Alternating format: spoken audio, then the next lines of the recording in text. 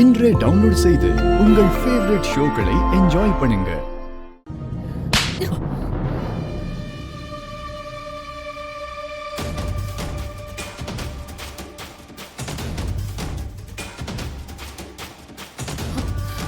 என்னடா இது?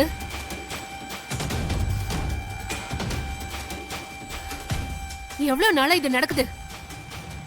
உன் மேல நான் எவ்வளவு நம்பிக்கை வச்சிருந்தேன், அந்த நம்பிக்கையை போட்டு உடைச்சிட்டியே. அம்மா, சீ, பேசாதடா. இனிமே உன் வாயால என்ன அம்மானு கூப்பிடாத. என் பிள்ளையா இருந்திருந்தா இப்படி ஒரு காரியத்தை பண்ணிருப்பியா? இவ்வளவு லவ் பண்ணதா நீ நியூயார்க் போனியா? இந்த காதலால கௌதம் வாழ்க்கை தான் அப்படி ஆயிடுச்சு. உன் வாழ்க்கையாவது நல்லா இருக்கணும் தானே நாங்க நினைச்சோம். ஆனா நீயும் இப்படி பண்ணிட்டியேப்பா.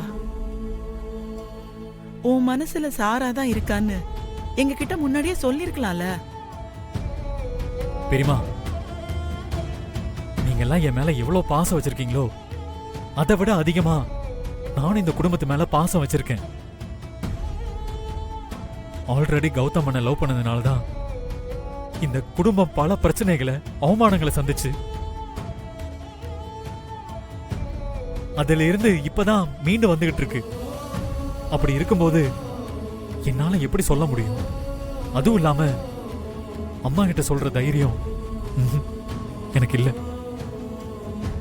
விஸ்வநாதன் அண்ணன் குடும்பத்துல பொண்ணுக்கு ஒரு நல்ல வாழ்க்கை கிடைச்சிருக்குன்னு அந்த குடும்பமே அவ்வளவு சந்தோஷமா இருக்காங்க. அவங்க கிட்ட இந்த நேரத்துல இப்படி ஒரு விஷயத்த சொன்னா அவங்களால தாங்க முடியுமா சொல்லு? வெண்ணிலா ரொம்ப நல்லவடா. அவள மாதிரி ஒரு பொண்ணு எத்தனை ஜென்மம் எடுத்தாலும் உனக்கு கிடைக்க மாட்டா. அம்மா, சாராவும் நல்லவதாமா. அவ கூட பழகுனா உங்களுக்கே தெரியுமா? இங்க பாரு, ஆனா வெண்ணிலா மனசுல நீதான் புருஷன்னு ஒரு ஆசையை உண்டாக்கி அவகிட்ட இல்லன்னு சொன்னா அந்த பொண்ணு மனசு என்ன பாடுபடும்?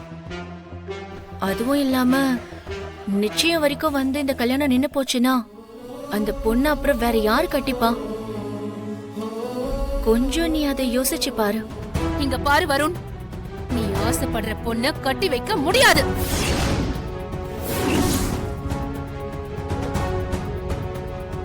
நாங்க சொல்ற பொண்ணுதான் நீ கல்யாணம் பண்ணிக்கணும். இல்லனா என் பையன் செத்துட்டான்னு நான் தலை முடிக்கிடுவேன்.